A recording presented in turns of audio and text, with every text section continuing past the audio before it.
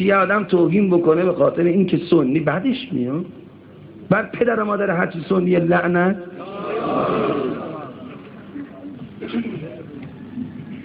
امام اگه میگه وحدت 20 سال پیشو میگفتن یک، اولا امام نگفتن دو، یکی دیگه بود، امام تایید کردن. یک بنیانگذار وحدت شیعه و سنی امام نبودن، امامو لکه دارش نکنید خیر ببینید. امام نگفتن، رهبر انقلاب هم نگفت، یکی دیگه بود که الحمدلله سیلی فاطمه زهرا هم خورد و رفت کرد.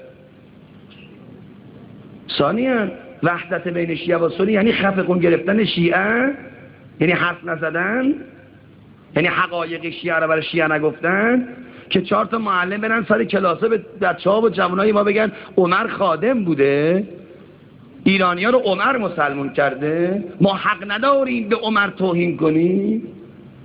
یعنی این نه، من تا زندم میگم عمر حرومزاده بوده، تا زندم میگم هرچی سنی حرومزادن، چون اینا نماز طواف نسا